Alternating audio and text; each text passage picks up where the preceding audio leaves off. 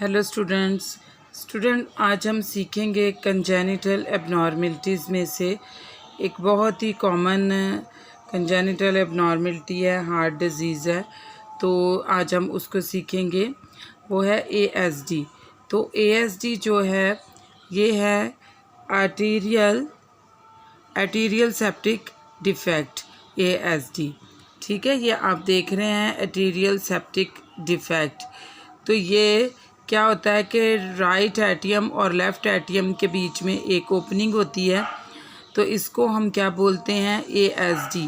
तो ये congenital abnormality को आज हम सीख रहे हैं। तो चले वीडियो को स्टार्ट कर लेते हैं। और इसमें जो है सबसे पहले मैं आपको इसकी पैथोफिजियोलॉजी बताऊंगी, लेकिन पैथोफिजियोलॉजी से पहले भी मैं आपको हार्ट की एनाटॉमी बता चुकी हूँ, और इससे मेरी पहले वाली जो वीडियो है वो हार्ट सर्कुलेशन के ऊपर है। तो फिर भी आज थोड़ा एनाटॉमी फिजियोलॉजी इसकी बता देती हूँ ताकि आगे चीज़ें समझने में हमें आसानी हो। तो इसमें क्या होता है कि ये हार्ट है, और हार्ट के कितने चैम्बर होते हैं, 1 2 3 4 चैम्बर होते हैं, और इसमें 2 वॉल्व होते हैं। ठीक है, तो जो चैम्बर हैं वो है राइट एट्रियम और राइट एट्रियम और राइट वेंट्रिकल, और यहाँ पर लेफ़्ट एट्रियम और लेफ़्ट वेंट्रिकल। और ये जो बीच में 2 वॉल्व हैं, ये ट्राइकैस्पिड और बाइकैस्पिड या मेटरनल वॉल्व कहते हैं इसको। ठीक है, अब जो है हम इसकी पैथोफिजियोलॉजी देखेंगे कि ASD जो आर्टेरियल सेप्टिक डिफेक्ट है, ये इसकी पैथोफिजियोलॉजी क्या है। तो स्टूडेंट यहाँ पर मैं आपको बताती जाऊँ कि ये एक कंजेनिटल एबनॉर्मलिटीज़ जो होती हैं, इसमें बहुत सारे कंजेनिटल फैक्टर्स शामिल होते हैं। मतलब पैदाइश से पहले ही ये बच्चे की प्रॉब्लम है कि ये हार्ट के दरमियान में दोनों राइट एट्रियम और लेफ़्ट एट्रियम के अंदर जो है ये सुराख होता है। अब इसकी पैथोफिजियोलॉजी ये है कि लेफ़्ट एट्रियम में क्या है, प्योर ऑक्सीजनेटेड ब्लड होता है। तो प्योर ऑक्सीजनेटेड ब्लड होने की वजह से फ़्लो भी यहाँ पर ज़्यादा है। तो यहाँ पर बीच में एक ओपनिंग है, तो जहाँ पर फ़्लो ज़्यादा होगा वहाँ से चीज़ इधर को आएगी। अगर फ़्लो इधर ज़्यादा होता तो फिर इसका रुख इधर ज़्यादा होता। तो ज़ाहिर बात है इसमें ऑक्सीजनेटेड ब्लड है, तो ये फ़्लो इसलिए इसमें बहुत ज़्यादा है। तो इसलिए ब्लड सारा किस में आ रहा होता है, राइट एट्रियम में आ रहा होता है। लेफ़्ट एट्रियम से ब्लड राइट एट्रियम में आ रहा होता है, ये वाली ओपनिंग की वजह से। यहाँ पर जो सेप्टल डिफेक्ट हुआ है इसकी वजह से जब इसमें आता है, तो फिर इसकी वजह से क्या होता है कि राइट एट्रियम में जब ये ब्लड, ये देखिए अब यहाँ पर डीऑक्सीजनेटेड ब्लड भी है और डीऑक्सीजनेटेड ब्लड है। अब जब इसमें प्योर ऑक्सीजन वाला ब्लड शामिल हुआ तो ये क्या, मिक्स्ड ब्लड हो गया, और ये जो पर्पल कलर का हो गया ये मिक्स्ड ब्लड हो गया। तो हमेशा जब भी आपसे कोई एग्ज़ाम में भी पूछे तो जो फुल रेड होता है वो ऑक्सीजनेटेड ब्लड होता है, ब्लू जो होता है वो डीऑक्सीजनेटेड, और पर्पल जो है वो मिक्स्ड होता है ब्लड।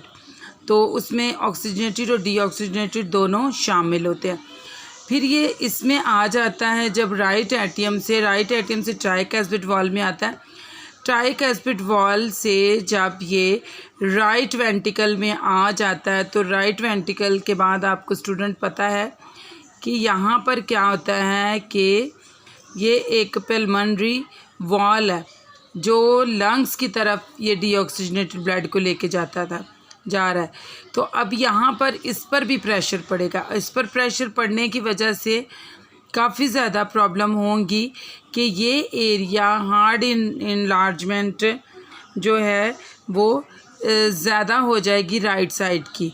तो कार्डियक इनलार्जमेंट राइट साइड की जो हो जाती है ज़्यादा प्रेशर, ब्लड का प्रेशर होने की वजह से।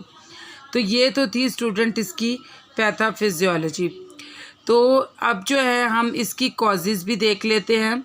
तो स्टूडेंट इसकी जो कॉजेज़ हैं, कॉजेज़ में क्या होता है कि ड्यूरिंग हार्ट डेवलपमेंट जो हार्ट है while baby is stilled in womb, यानी कि जब बच्चा माँ के पेट में ही होता है तभी से ये एबनॉर्मलिटी मौजूद होती है। और उसकी भी आगे बहुत सारी वजूहत माँ की बताई गई हैं। लाइफस्टाइल की वजह से ये कंजेनिटल एबनॉर्मलिटी बच्चे में हो सकती है, और ज़्यादा अल्कोहल और स्मोकिंग करने की वजह से भी ये बच्चे में प्रॉब्लम हो सकती है।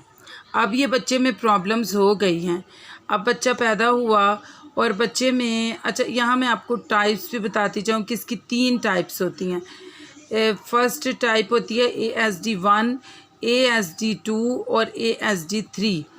और ASD1 जो होती है स्टूडेंट, ये होती है यहाँ पर जो लोअर साइड पर होती है वो ASD क्या होती है, ये 2 होती है, 1 होती है।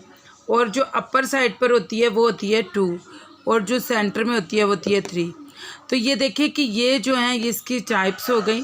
अब इसके सिम्टम्स भी देख लेते हैं हम। तो इसके जो स्टूडेंट सिम्टम्स हैं उसमें जो सिम्टम्स में आ जाती हैं चीज़ें, उनमें क्या आ जाता है, डिले जो है वो लैंग्वेज स्किल्स, यानी कि बच्चे की बोलने की सलाहियतें और ये देर से होती हैं एक बच्चे नॉर्मल बच्चे की बनिस्बत। डिलेड मूवमेंट स्किल्स, और जो इसकी मूवमेंट स्किल्स होती हैं ऐसे बच्चे की जो ASD डिज़ीज़ के साथ है उसकी मूवमेंट भी डिलेड होती हैं। डिलेड कॉग्निटिव और लर्निंग स्किल, तो बच्चे में क्या होता है कि कॉग्निटिव और कुछ काम करने की जो सलाहियतें हैं वो लेट होती हैं। एपिलेप्सी और सीजर डिसऑर्डर हो सकता है, यानी कि फिट्स आ सकते हैं बच्चे को। फिर आता है अनयूजुअल मूड एंड और इमोशंस, बच्चे के मूड और इमोशंस जो हैं वो चेंज होते रहते हैं। फिर नेक्स्ट आ जाता है शॉर्टनेस ऑफ ब्रेथ। ASD का ये बहुत ही एक कॉमन और पहला साइन, मतलब ये साइन है कि इसमें शॉर्टनेस ऑफ ब्रेथ होती है।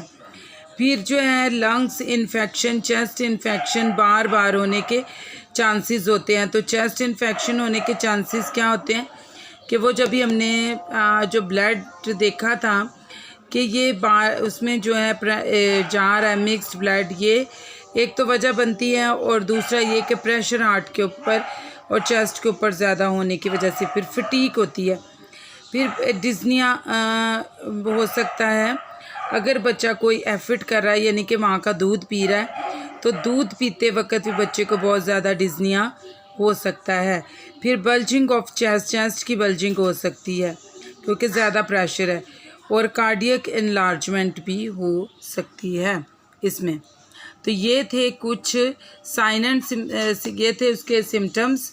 अब नेक्स्ट आ जाते हैं कि अब इसको हमें जो है डायग्नोज करने के लिए हमें क्या चीज़ें करने की ज़रूरत है। तो स्टूडेंट डायग्नोस एवेलुएशन में क्या हम HT करेंगे, हिस्ट्री टेकिंग लेंगे, और फिर PE करेंगे, यानी कि पेशेंट का फिज़िकल एग्जामिनेशन करेंगे। एक्सरे चेस्ट करना बहुत ज़रूरी है हार्ट की कंडीशन को देखने के लिए कि कोई हार्ट इन्लार्जमेंट तो नहीं। फिर ECG करेंगे, ECG में रिदम को चेक करने के लिए और उसमें कोई चेंजिंग आ रही हैं इसको चेक करने के लिए। इकोकार्डियोग्राफी करेंगे विद डॉपलर। डॉपलर इसलिए करेंगे कि हमें अच्छे से पता चल सके कि मिक्स ब्लड कितना ज़्यादा हो चुका है। और डॉपलर करने से और भी फ़ायदे होते हैं कि हमें चीज़ें साफ़ क्लियर नज़र आ जाती हैं। फिर उसके बाद कार्डियक कैथेटराइजेशन करेंगे, कहीं कोई ब्लॉकेज या कोई प्रॉब्लम तो नहीं आ रही। तो ये तो थी स्टूडेंट उसकी कुछ मतलब जो डायग्नोस करना है। यहाँ पर जो है मैं आपको बताती जाऊँ, ये देखिए ये 3 कलर जो होते हैं ये अक्सर एग्ज़ाम में कभी कभार आते हैं, पूछ लेते हैं। तो रेड कलर ऑक्सीजनेटेड होता है, डीऑक्सीजनेटेड ब्लू कलर होता है, और पर्पल कलर जो होता है वो मिक्स्ड ब्लड होता है। ठीक है स्टूडेंट्स, अब इसको हमने अच्छे से एक्सप्लेन कर लिया इन चीज़ों को। अब आ जाते हैं इसकी ट्रीटमेंट की तरफ। तो इसकी मेडिकली ट्रीटमेंट में स्टूडेंट ज़ाहिर बात है कि बहुत ज़्यादा प्रेशर हो रहा है तो कोई भी डायरेटिक्स देनी पड़ेंगी। डायरेटिक्स में लाइसिक्स इंजेक्शन देना मस्ट होगा। ठीक है, और नेक्स्ट जो है इसको सर्जरी करनी, अगर स्मॉल साइज़ होगा तो स्टिचिंग हो जाएगी, और अगर स्मॉल साइज़ ना हुआ तो फिर ये सर्जरी करके इसको रिपेयर करना पड़ेगा। और ये जो है ये इस पॉइंट को हम यहाँ से जो है, आप ये देखिए ब्लड जो यहाँ पर जा रहा है लेफ़्ट एटीएम से राइट एटीएम में, तो इसको हम कहते हैं शंटिंग ऑफ ब्लड। तो ये आज की काफ़ी इन्फॉर्मेटिव वीडियो थी। अगर स्टूडेंट आपको आज की वीडियो पसंद आए तो इसको लाइक करें, शेयर करें और चैनल को भी सब्सक्राइब करें। Thank you.